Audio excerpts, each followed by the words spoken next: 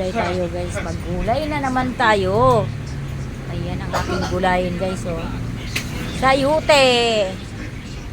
Sayute na may isda. Ayan guys. Isda. Ayan, maggulay ang lula guys ng isda. Ayan, naka-ready na yung ating sibuyas. Nagpainit tayo ng kawali. Ayan. Ayan guys. Nilagay ko na yung aking onion. Ayan.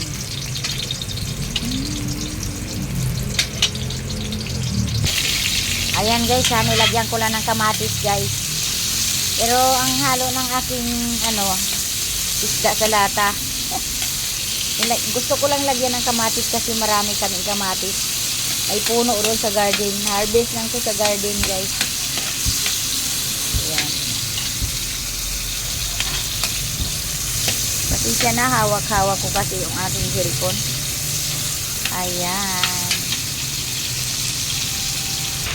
Ayan guys, madami pala yung sayuti ko guys.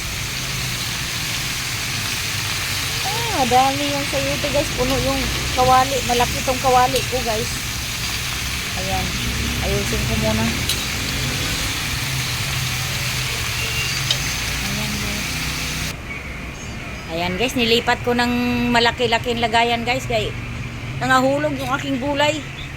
Sayang. Ayan. Nilipat ko. Ayan. Ayusin lang natin yan. Ay, magtabi-tabingi yung aking pagbibideo kasi hawak ko lang kasi yung aking cellphone. Uy, pasensya na talaga.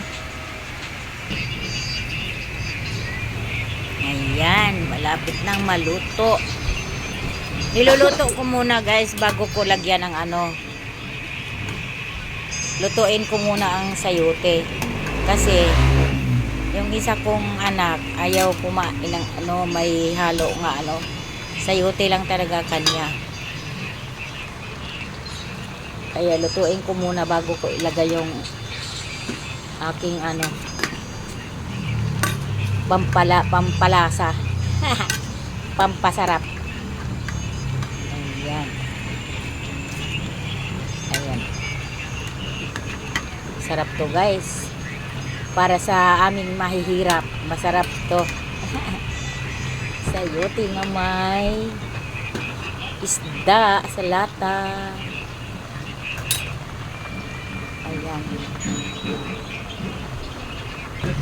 Ayan guys, hindi ko sinabawan yan guys. Ang sayote talaga may sariling may sariling sabaw. Wala pang hindi ko sinabawan yan. Katas ng yan, sayote. May sariling sabaw talaga yung Kaya hindi ako basta-basta ang nagsasabaw kasi dumadami sabaw.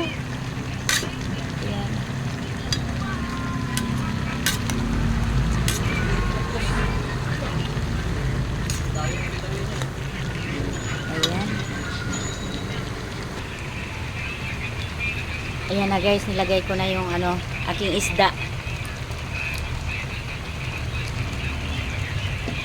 4 na piraso nilagay ko guys.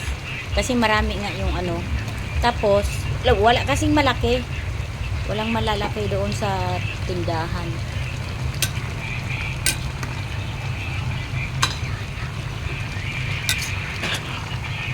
Masarap kaya guys pag ganito lang pagluto. Paglagay yung hindi siya isama paggisa para hindi masyadong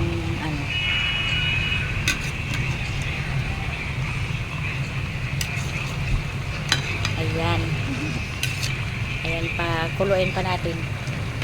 Ayan, takpan ko muna. Ayan.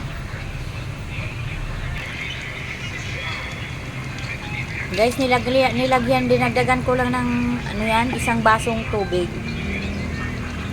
na pinandalagay ko sa lata. Ayan. Isang baso lang yan na Ayan. Maraming katas na sabaw yung yung ating sayote kasi marami ng sayote. Ewan ko, 2 kilo yata yung binili ni Darling ko.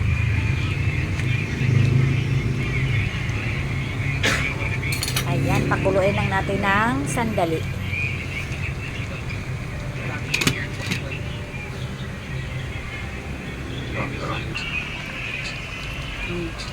Last na, last. Ay, ang lapot na niya, guys. Bakit malapot? Malapot siya pag walang sabaw pala. Kasi konti lang sabaw talaga. Oh, ang lapot. Kala mo lagyan ng cornstarch. Hindi uso sa akin yung maglagay-lagay ng pampalapot. Ayaw ko nun. Ayan, guys. Kunting kulo na lang at ready to kain na. Ayan.